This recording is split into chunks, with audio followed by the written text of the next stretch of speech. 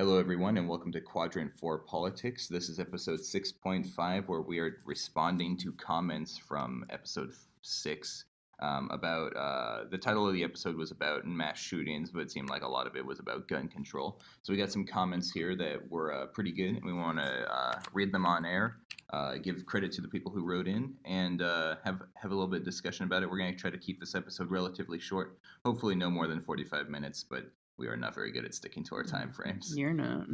And of course, I have Matt with me here today talking. I'm Riley. I don't know if I introduced myself. Anyways, let's just jump right into it. Okay. Let's see here. So the first comment we have from Scott Hunts. Oh, before we begin, I guess we should say the title of the podcast was "How Do We Stop Mass Shootings?" So that was what the critical question was. We also talked about gun control and gun rights and stuff like that. Of course, all these episodes are available on YouTube and SoundCloud. Feel free to check them out. So let's see. Scott_Hunts said, Washington State had one person shot by a rifle in 2017. Most mass shootings, quote unquote, and then he parentheses, 4 people shot minimum, are done with pistols and are gang related. There are about 30 per year in the nation. If you want to get rid of mass shootings, get rid of gang problems. What do you think about this one, Matt? So here's what I think. I think the gang issue is a real issue, and I think it's one the media doesn't want to look at because it would be politically incorrect to look at because they're usually minorities. Yeah, to look at heavily black areas and gang violence. But also when we talk about mass shootings, we're not talking about the drive-by shooting of a house of a gang. We're talking about, messed up kids going into their school, or, somebody who's been a person in a normal part of society for years, like the Las Vegas shooter. And we're talking about, I guess it depends on how you define it, which if it's any 4 or more people, then yeah, there's a lot of different reporting happening. But I guess when I was thinking of it, I was thinking more of, how do we stop these ones we're seeing on the news every day, the ones that don't fit in with the rest of the narrative. As far as one person being shot by a rifle in 2017, I think that is very important. I think it's very important considering the fact that we just passed a law in Washington where you now have to be 21 to buy a rifle instead of 18. And that's pretty significant to take into fact. But there's also the fact that I have a sister who knows 3 people personally who died from gun shootings by a rifle in 2016, and one other that was shot and survived. So taking 1 year's statistics doesn't really do it justice, but it does give you a little snapshot.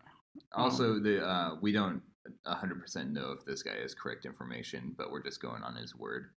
One person shot by a rifle in 2017. That also doesn't mean did that person die or were they just shot and then lived. We don't know the full information around that stat or even if it is correct. But according to this guy, this is what he says. Let me see here. Most of his comment focused on gangs. I don't know a whole lot about gangs. I don't even know if we have gangs in our state. We live in Washington. And honestly, I don't know if most gangs are majorly minorities. That's what they show in the movies and stuff, but I haven't actually done a whole lot of gang research, so I don't know if there's a whole lot of white gangs out there. Well, a lot of it depends on... A white gang might just be called a mob. Yeah, and again, a lot of it depends on all of this. Everything depends on definition. So, would you call a group of neo-Nazis that, go round up N-words in their truck as a gang? Yeah, I would call that a gang. Probably. It's a gang, but you don't really call it a gang. You call it a hate group or, That's neo-Nazis. True. So, but if we're talking about gangs where initiations, blood, and they're dealing as sex and drug, and there's leaders and Crips and Bloods, stuff like that. I don't know the statistics, that much either. I just know that, the same month there was that Las Vegas shooting, which was U.S.'s biggest shooting ever. Chicago had about... Wait, I don't know if it's the biggest shooting ever. The biggest in the U.S., I think. Is it? I think, I don't know. Anyway, it was 53 is a lot, but for some reason I thought there was someone in the past who got more. Well, again, and it depends on how you define mass shootings, because there's been war that's encroached into cities, you Yeah. know, and so. But the point is the same month that big one happened, there was also about the same amount of deaths in Chicago just from 1 to 3 people getting shot each day. Mm. And I think Baltimore actually has even a worse murder rate than Chicago. And most of these murders are being done by guns. But again, the media is focusing on, in an attempt to curtail gun control to the way they want, they're focusing on the situations that happen randomly as opposed to the ones that happen consistently every day. Yeah, I think when we talk about mass shootings, I think when gangs are killing people, it's usually drive-by shootings. I don't think a gang gets together and shoots up like a big crowd. We're talking about mass shootings where it's a school or a crowd or a concert or Well, a church. I think they might go into. I think it's not just a drive-by shooting, but it's not going into a group of other people necessarily that you don't plan on shooting. You know, like maybe they go to the warehouse where one gang's hanging out and try to shoot down all 12 of them and then end up killing Well, we five. do hear But about those on the news every now and then. It just doesn't happen that much where it's like super like two gangs get together and just have a major war with each other. It doesn't happen that often, I don't think. or it's not reported that way. You know, Yeah. it's just 3 people died by gun. You know, It's also more sensationalist to say this single individual went crazy and killed a bunch of people, where instead of saying like a group of people went and shot a bunch of people. And yeah, so there is a weird definition with that. But this guy says it seems like if you want to get rid of mass shootings, get rid of gang problems. I don't know if that would completely eliminate mass shootings. well, somebody else later on refers to uh, the war on drugs, incarceration. I do think it is all built in and plays together.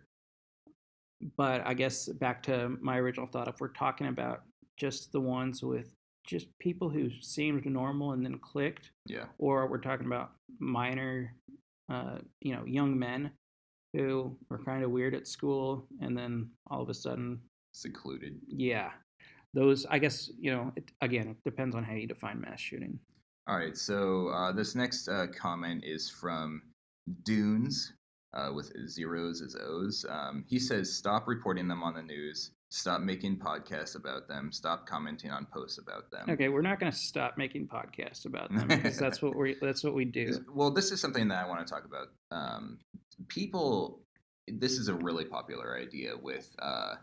We just need to stop making them famous. We need to stop reporting on them. And it's like I understand where they're coming from, but I also feel like it's our right to know. You know, I mean, that's part of the news is letting us know what's going on. Maybe it doesn't have to be blown up as much as it does. You know, I believe in the free press, so they have the right to do whatever they like. But maybe if they didn't show the picture so often and talk about him, which is what they've actually done recently. Like more recently, they've talked about the victims and shown like here's a huge wall of all the victims who were killed or hurt, stuff like that during a mass shooting. So I understand where they're coming from, but I don't think that that's right. I think these things do need to be discussed. I think it's important for us to know who did it and find out why and find out what those people were like. Because if we don't have that information, then we don't really know what to look for in our real lives. You know, if we are near someone who is a potential perpetrator, you know. So I really don't like it when they say stop reporting on it. I think that's a dumb idea, and I especially think it's a dumb idea if they think the government needs to get involved and tell news agencies that they're not allowed to report on it. Yeah, I pretty much agree with what you're saying. I think that by reporting on it constantly, the people who do the shootings are ultimately getting what they wanted, going all the way back to, Columbine. I think they said beforehand that they wanted to be in the newspaper. Well, they ended up in the newspaper and more, But yeah, I don't think that trumps the right to a free press.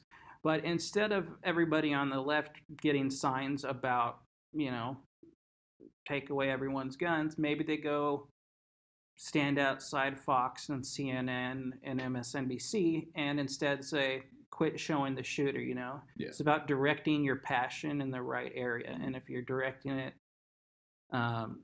in a way of take away guns to stop gun violence, that's something that I would say most people don't believe in.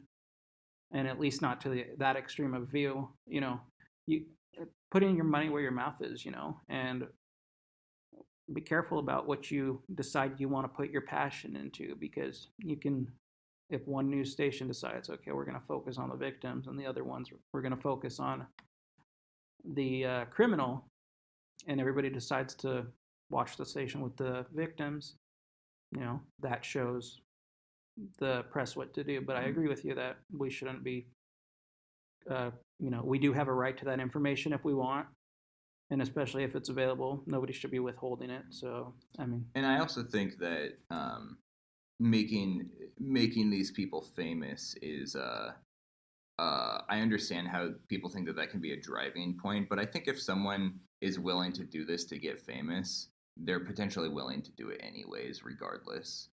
I think if someone's willing to do this, it's more than just getting famous. It's like they are unhappy with life, they're getting bullied or something. I don't think that, like, hey, if I shoot up a bunch of people, I'm going to get famous. There has to be some other thing going on there. Yeah, I don't think that would be the sole reason. It's probably a small piece of the pie, Yeah. But I know I'm not suicidal, and I'm also not interested in doing a mass shooting, so I'm not sure what goes through their mind. But what would go through my mind is, I'm not going to get this fame until after I'm dead, Like, Yeah. that's what goes through my mind right now. Now, these aren't as stable of individuals. So, Also, it's like they should know from history that when someone gets famous for a mass shooting, they're generally forgotten within a month. Like, I can hardly remember any of the mass shooters' names. well, I still remember, which is true, but because we heard of the one in, like, they get a Wikipedia page, whoop-de-doo. yeah, but the one like in Florida, I think his name's like Nicholas Cruz or whatever. That one I can still remember, but it's because the voices of the Florida high school, and Florida, yeah. The voices of them were so loud, and they protested it so much as to where some of these other ones, they kind of went into obscurity. He also is still alive. I was going to bring that up too. Also, when you're still alive, you remain in the media a lot longer, because the media will continue to report on you every time you make an appearance in court. And if you're not alive, you don't get that fame anymore. Yeah, like I said, it's a small piece of the pie, but I don't think it's the solution. All right, let me see here. I like this next one. All right, this is from Dump the Trumps. Oh, and, not this one. Okay. His subtitle for his name is "Mueller is coming to town. Ho ho ho." I think that's pretty funny. But anyways, he says ban guns, and then we have a response to him from a non-331717S ghost, and he says, "Are you gonna be one of the tough guys to go take guns? Thought not. Don't be a coward. Go take some guns." And the reason why I wanted to read these comments was because I think it brings up a discussion of taking guns away from Americans. And I think that taking guns away from Americans is going to be really fucking hard, because it's such a part of our society. And the people who are pro-guns are, if guns become outlawed, I will be an outlaw. I mean, that's one of the most common shirts you see at, like, gun shops and stuff like that, is because they're not going to give up their guns no matter what. And I think if the government tries to say, hey, we're doing a massive buyback of guns and you have to give us your guns, I think that we'll have a civil war, honestly. Well, and that's also one of the things that a lot of Second Amendment supporters rally behind, is the fact that if there's ever a coup d'etat, or in a case where the state decides to rise up against the citizens and say we're coming after whatever freedom, then the citizen has to have guns, because we know the state's going to have guns. Now, that in and of itself would kind of be, a state revolution type thing, to where they come and take our guns. So I think it wouldn't happen, because it would just be disastrous all around. Yeah. So I think pretty much the only way to effectively get rid of guns in the future is, I'm not saying that this is the solution or that I want this to happen, but I'm saying if the Democrats have any hope of getting rid of guns, the Democrats who want to get rid of guns, because believe it or not, there are some Democrats who believe in the Second Amendment. Mm-hmm. But I think they would have to do strong regulation and decline of sales, like making them almost impossible to get. There are some things out there. I can't think of Basically, any. if we're gonna stop selling them, you have to wait a whole another 50 years before the ones in existence go away. Well, it won't Because even be that. I mean, I don't even know if the guns in existence will go away because I think they will be handed down, but they will break over time and become, ineffective and stuff like that. They won't work anymore. Um, this isn't a comment, but I wanted to bring this up real quick. I saw this on a meme on Facebook recently. I thought it was pretty interesting. It was it said the weapons that we have and the weapons that government has, and it's like it shows for the weapons we have, it just shows a man with an assault rifle, and then it shows the weapons that government has, and they have tanks and nukes and drones and shit like that. And it was a good point of thought for me, saying like we just want our guns, and it's weird that the government wants we to take want to them have away. a little bit of protection. Yeah, we and want to have don't a little punish bit. us for the Exactly. ones that are crazy. And so it's like, I don't know. I feel like taking away guns is. I'm not one of those people who thinks that if guns go away, that we're going to turn into Nazi Germany and the government's going to start prosecuting Jews or something like that. I do, But not necessarily the Jew part, but I think that's how it started. Is that Nazi Germany took away the guns from its citizens? but it's not just Nazi Germany. There's other countries where once the guns were taken away, the other rights started to fall too. Yeah. So I think it's funny but the unfortunate thing is it's not just the government that wants to take away our guns. It's the Democrats who aren't in government, the civilians. They're also like, I don't want you to have your guns, and it's like, fuck off with that nonsense. And you're talking about a meme, so I'm going to bring up one, and it said something like there are however many hundreds of millions of guns in the U.S. and it's it's like this many caused this many deaths or whatever, and it said like if we had a gun problem, you would know about it. Like basically the guns that aren't causing problem and the gun owners that aren't causing problems far outweigh the few that are causing problems. So. Yeah, it's unfortunate that it's even a discussion. But anyways, let's go on to the next comment. The next comment was the one I was saying I like. I'm going to go ahead and read this, Riley. Don't forget the name. Okay, well, it's from Divine Prince 2. And why do you think this is even possible? We are animals at the very core. If it's not shootings, it's stabbings. If it's not stabbings, it will be poisonings, and the list goes on. The problem is not how can we stop mass casualty, but how can we deal with it more, or how can we deal with more effective damage control? Because as long as humans exist, so will violence. And then stopping short of the last thing he said, I'm going to say I pretty much agree with this. I'm not, in creating the title, How Do We Stop Mass Shootings? My focus is more on like how it's become an epidemic. And it seems to be something like once one happens, it's like people are trying to beat the record. But as far as violence itself and as far as our hatred towards fellow man and causing destructions, we're always going to find a way.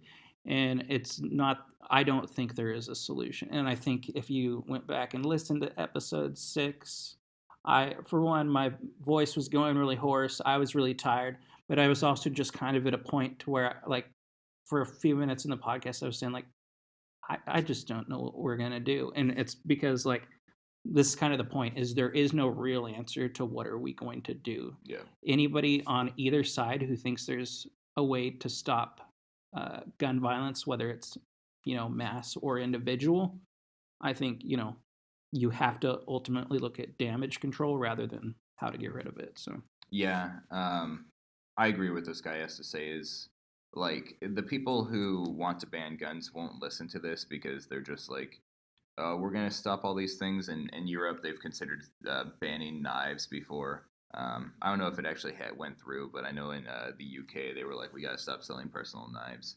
But it's just like, if it's not if it's not shootings, it's going to be stabbings. If it's not stabbings, it's poisonings. You can also make bombs out of, just household cleaning supplies. So it's very true. The violence isn't going to stop. And I don't think it's worth giving away our rights to do that. And, I try my best to think about these people who are like, this is so wrong. we need to do something. And it's like, yeah, I agree that we need to do something, but I don't think taking our rights away is that thing to do. I have a whole fucking libertarian idea of how to solve these problems, which eliminates getting rid of schools.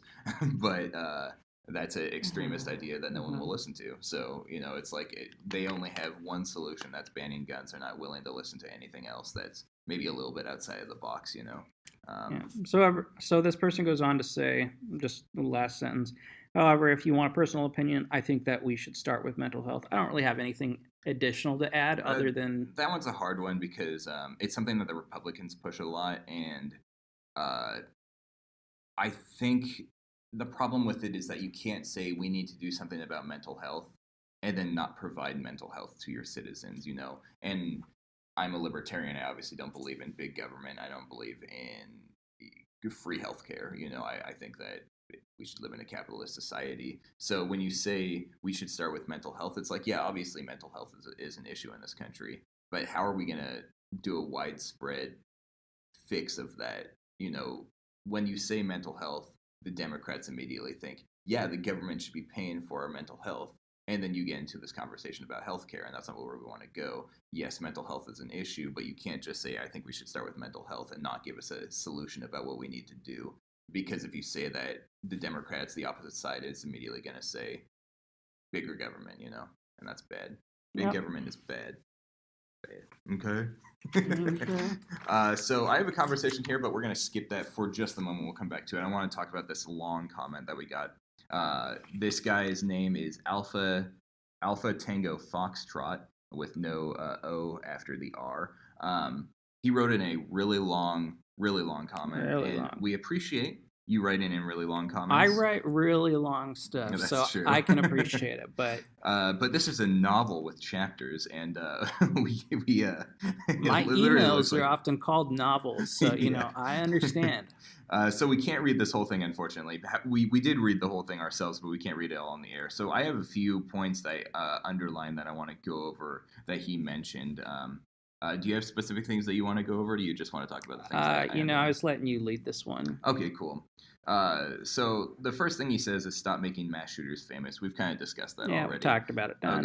Okay. Then he talks about zero tolerance policies in school and about bottling up emotions for kids. It's he's saying that in schools, if you defend yourself from a bully, then you get in trouble. And they teach you that if you're getting bullied, you need to talk to an adult and let them take care of it. And you're taught to bottle up your emotions, essentially.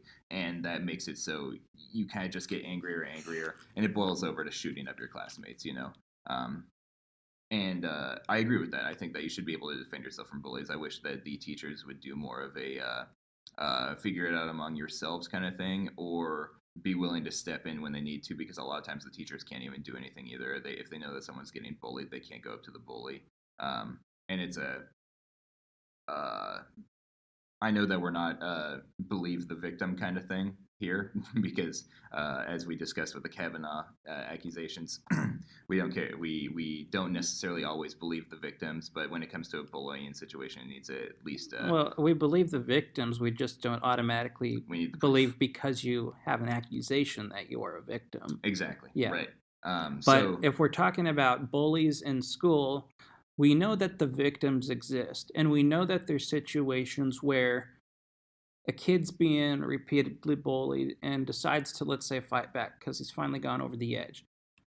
And in those situations, the school decides, okay, well, we're going to suspend them both. And it creates the image that we took care of the violence. Like, It doesn't matter, kind of like how your parents, when you're younger, say, it doesn't matter who started it, it's going to end now. Yeah. Not, that logic never followed me into adulthood. I'm like, yes, it does matter who started it, because somebody's an instigator and the other person just follows along naturally. Mm-hmm. And so, I think there should be a way for teachers, I think the teachers are the adults, and they're smart enough to see which kids, who's popular, who's not, who falls into the loner category, who falls into the bullied category, who falls into the bully category. And I think they should have some leeway with that. And this is something I think about because I'm a big fan of superheroes and comic books, as you know, and it's something like Batman refuses to kill his enemies, but if he killed the Joker, there wouldn't be as many comic books, there wouldn't be as many stories, that's for sure. But the Joker wouldn't be killing so many people. And it's the same thing with bullies. Maybe if you fight back, the bullies won't be fighting anyone anymore. They won't be bullying you, if you stand up for yourself. But people often bully people that are smaller than them. That's that way true. They can continue to bully. But small people have ways of getting back. They can be,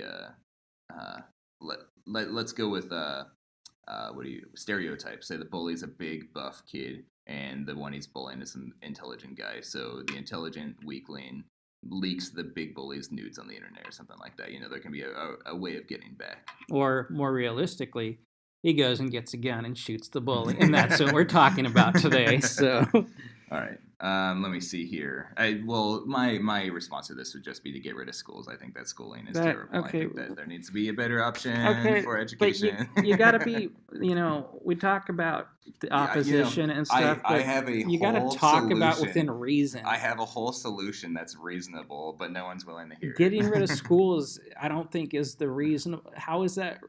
We don't have enough time to talk about it, but I have a full 5-point plan to get rid of schools. Oh my God. Okay. Anyways. Just continue on with what this person's saying. All right, so, yep, I'm looking at the time. Let me see here. So I'm looking at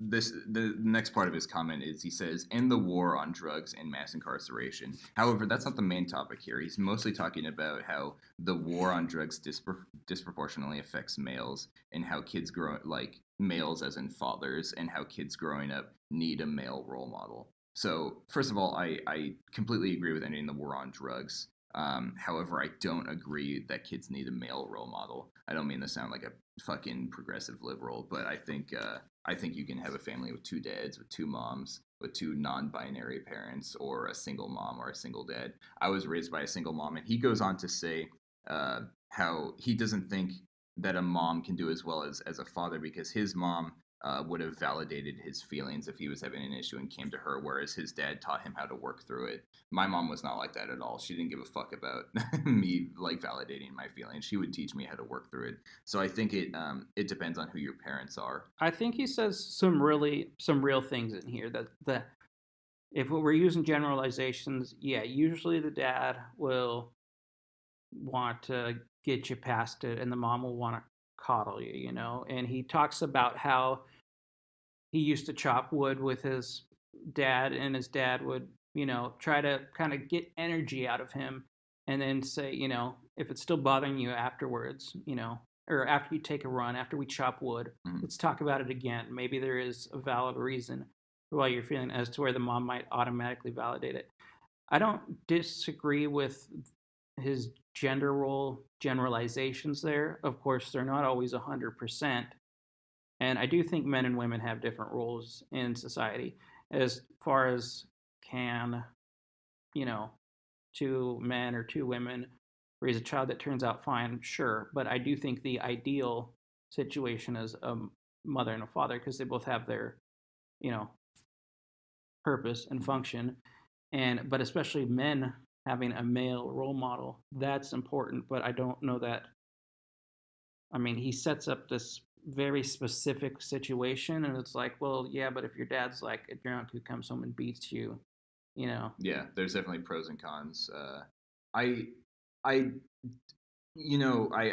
to sound like just a fucking cuck, but I don't necessarily believe in the gender roles. I think what matters is having 2 people as your parents. Because I grew up with just a mom. My father died when I was very young, and I felt like I didn't get to learn as much as kids with 2 parents. And I think that that's a big thing, is having 2 parents. I don't think that single parent families are unsuccessful. Like, I think that you can be just fine being a single parent mother or father. However, I think having 2 parents is better than 1, because even if they're both women or they're both men, they both have different perspectives. Because like, if you had 2 mothers, one could be like a lipstick lesbian and one could be a hardcore butch, So even though they're both women, you have different perspectives coming from both of them. And same with gay dudes. You could have a really flamboyant dad and then a dad who's like a passively straight guy, And so you get different perspectives from them. So I think having two parents to learn from is the better example. But regardless, I don't know if I think parenting is a big deal, but when it comes to mass shootings, I don't know if parenting is always the solution, because there's full-grown adults. I mean, the guy who shot at Las Vegas was 59 years old. He didn't have his parents around anymore, so I don't see how that could have played an effect in it. Well, he says overwhelmingly these mass shooters come from broken homes without a father figure in the war on But drugs. maybe they're coming from broken homes where the father, they're broken not as in they don't have two parents. They're broken as in the father is very abusive. Or, and honestly, if we go back to the comment of human nature and it's going to happen, I feel like the person who wrote that might have been a Christian, because that's also kind of my standpoint. And the fact is something you hear Christians saying is we're all broken. So I think everybody comes from a broken home. Like, if you have the perfect mother and father, then, you live in paradise, because that doesn't ideally happen. Yeah. Parents screw up. Everyone complains about their childhood. Everyone says, "Oh, my childhood was so hard." I don't think I've ever met a person in my entire life who was like, "Ah, yeah, my childhood was awesome." My parents did perfect. They, because there is no perfect equation to that. Yeah. Because again, we're not perfect people. All right, let's move on to the next part of his comment here that I underlined. Let me see more about parents. Okay, this one he talks about.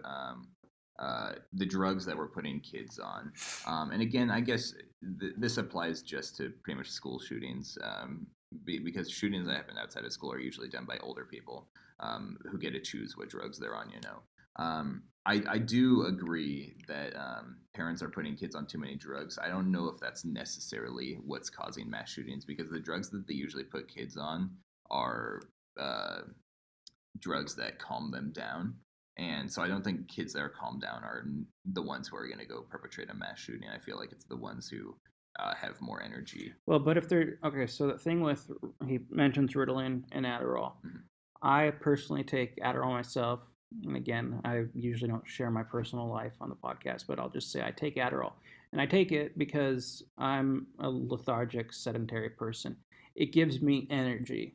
For people who have lots of energy, it calms them down, because what it ultimately does is it focuses you. And for some people, focusing you means getting you a little more energized to do what you need to do. Other people, it means calming you down so your brain's not in 10 places. If you misdiagnose a kid one way or the other, if it comes in and he's really quiet and calm in the doctor's office, but he's usually bouncing off the walls, or vice versa, you could have, it's weird, because that's how that medication works, is it works on people with different personalities. Like, it switches them kind of. And so, I mean, he's got a point here, but I don't know that that's the whole answer, Well, I agree with him that we are putting kids on too many drugs. I think you need to wait until someone's well past puberty before you decide what kind of medication they're going on, because putting kids on medication before or during puberty can mess it up so badly. I had friends, I grew up in a very affluent area where a lot of parents' solution to their hyper kids was just putting them on medicine, and I think it honestly affected them. I think it stunted their growth. But I've also seen people who, like kids, well, there are people who legit need it, and this guy goes on to say that. So yeah, but the amount of kids who need it is way less than the kids who are getting drugs. That's for sure. And he finishes with parenting is the hardest job in the world, which I agree with, and that's why we need abortion. Let's just change the subject. Or, maybe just safer sex, but I guess, yeah. Do you have anything to say about that? I think the main point I would take away from it, because we're kind of ending our discussion on guns, is... Well, we got one more section, but yeah.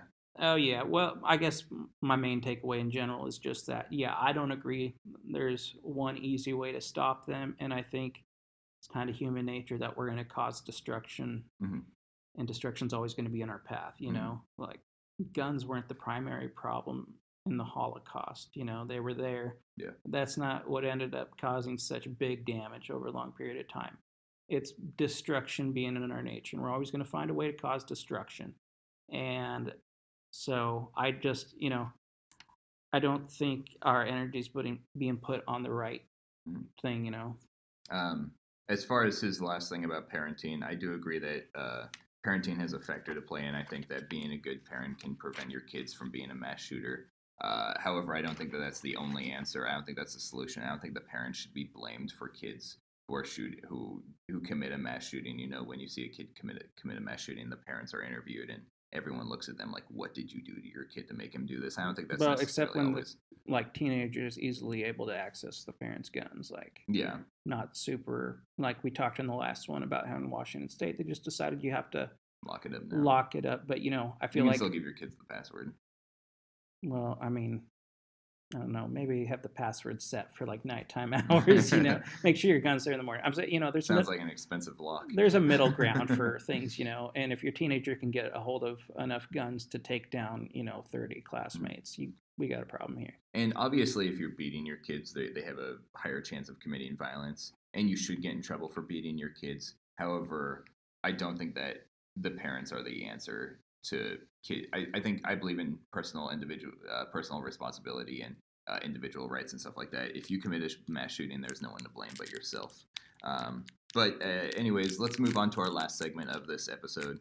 I have a discussion here that happened on the centrist Reddit, and I wanted to go through it because I thought it was a really good discussion. I'm just going to go ahead and read all of these in order, and then we can talk about them afterwards. Okay. Some good points. So it starts with Luigi_Macaroni. He said, "Crazy idea, but maybe less guns."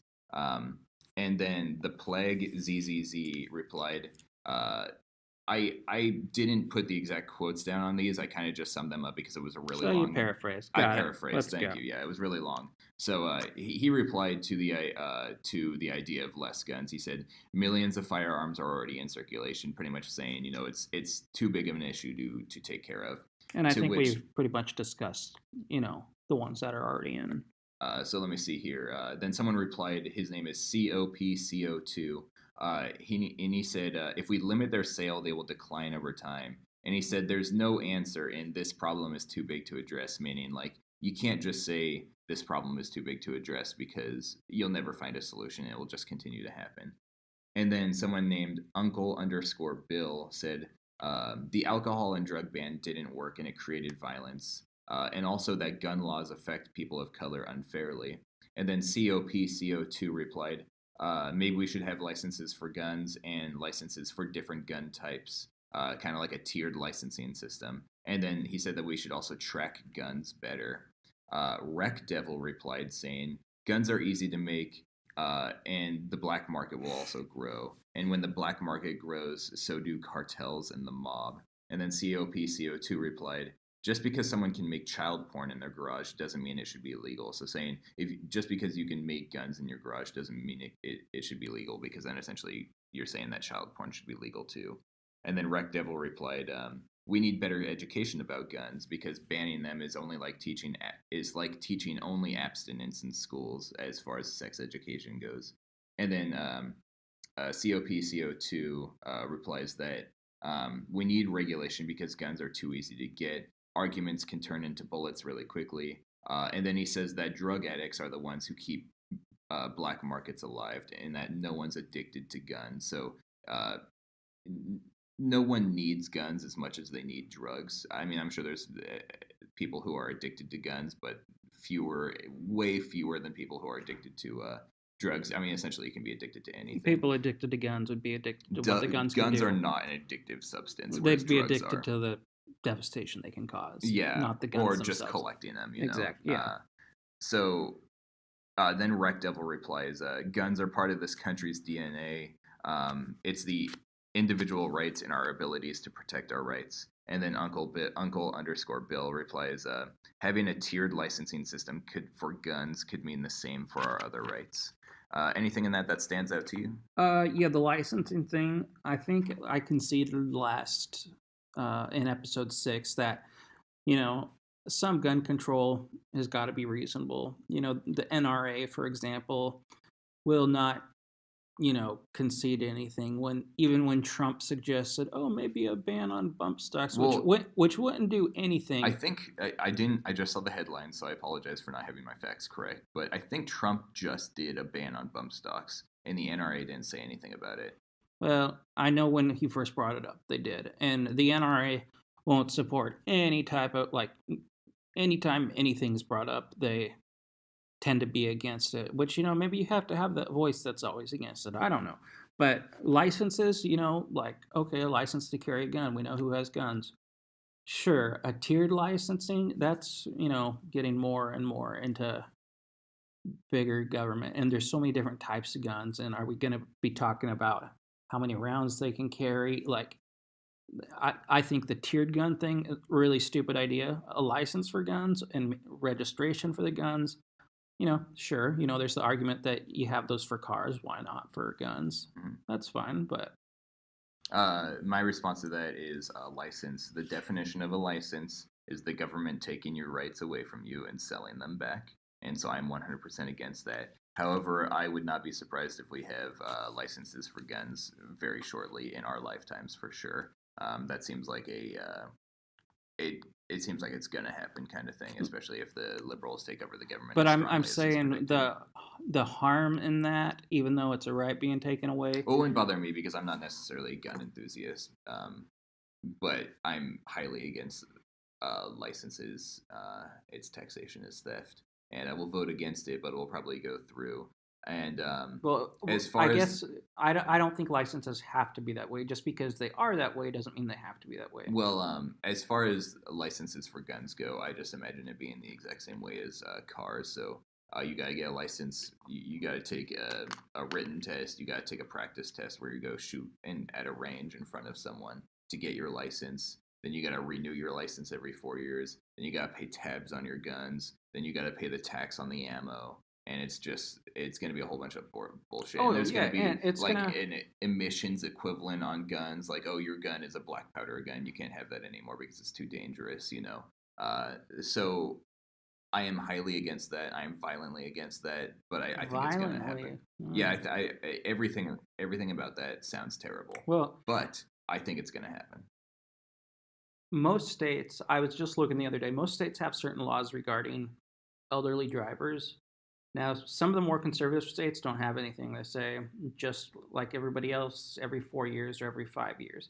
And then the more liberal states, not in every case, this isn't an exact thing, but they say the more liberal drivers, or sorry, the older drivers in those cases, they have to, instead of doing it once every 10 years like state law, they have to do it once every 4 years. Plus, they have to do the written and an eye check on top of it, as to where people younger don't.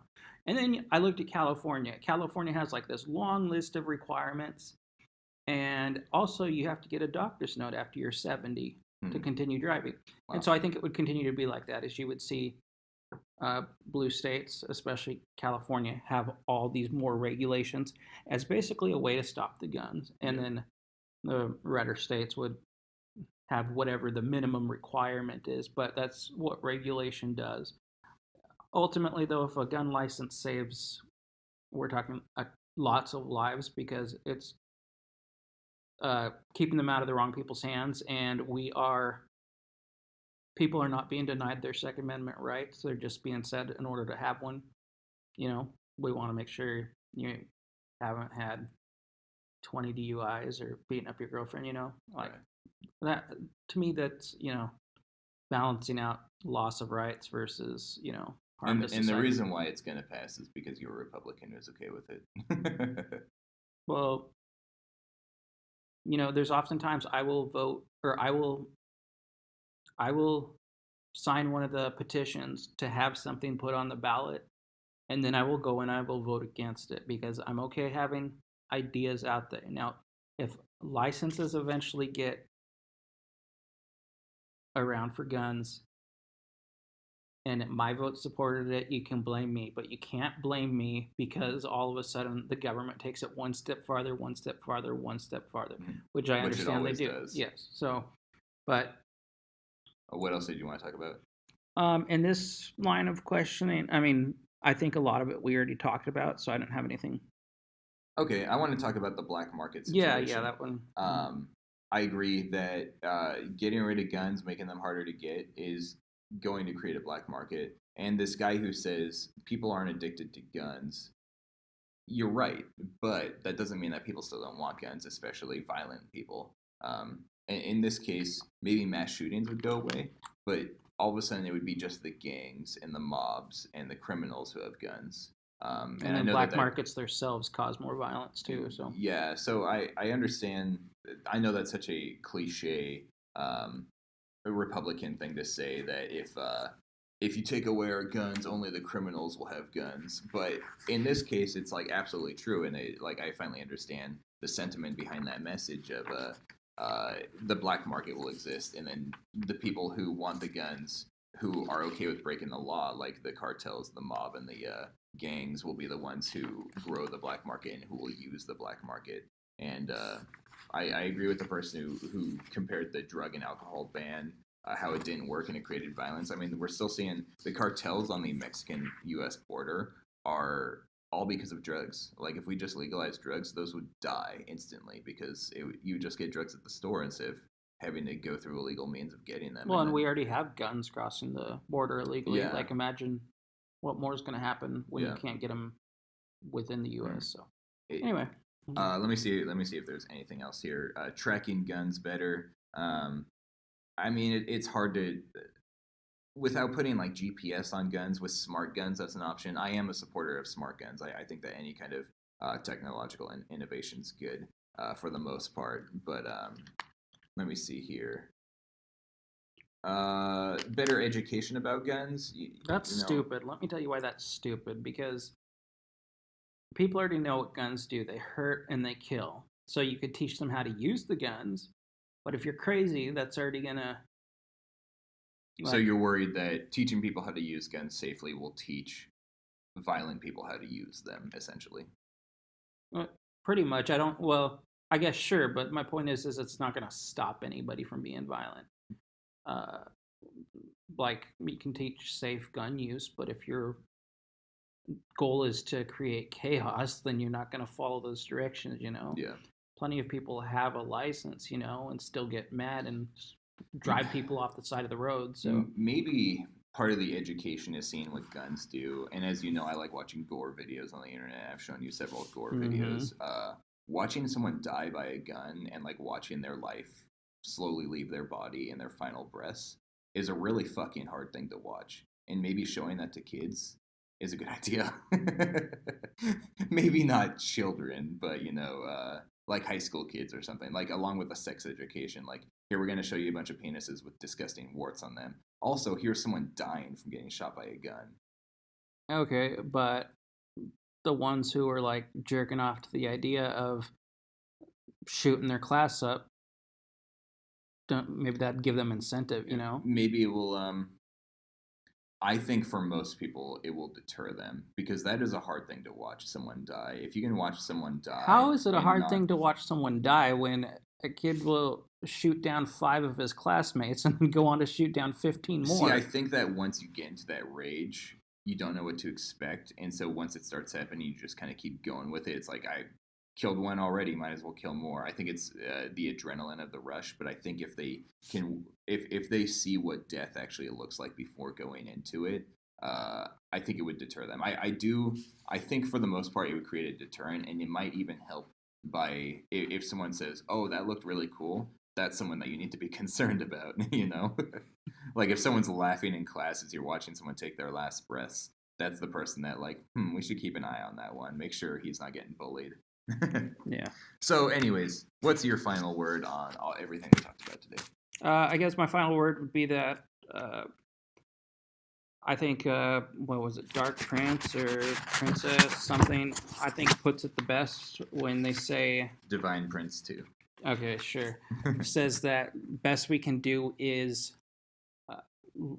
what did they say, limit the... we need to control how much damage is done. Damage control. That's the phrase they use. Taking away guns isn't going to solve anything. We have to look at damage control. What can we do to lessen the problem? How can we make sure the right people have guns? And then how do we make sure our rights aren't limited? And if our rights are slightly limited, how do we make sure the government doesn't continue to pull from that thread? Because we know they will. And ultimately, I think it comes down to this is a question and a topic and a big thing being discussed in society right now. that has not just has no easy answer, but maybe doesn't have an answer at all. Yeah. My final word is I'm thankful for all these comments, and I'm thankful for all the different opinions. My final thought on it is that I don't think government is the way to solve this problem. I think solving the problem is with ideas that are outside the box that people need to be open-minded about. I think it's better security in crowded areas. So essentially, more guns. Alrighty. All right. Thank you, everyone, for listening. We appreciate it. Be sure to subscribe, like, comment, all that kind of good stuff. You can email us at quadrant4politics with the number 4 at gmail.com. Yeah. So thank you very much for listening. We'll see you on the next one. Yeah, have a good day.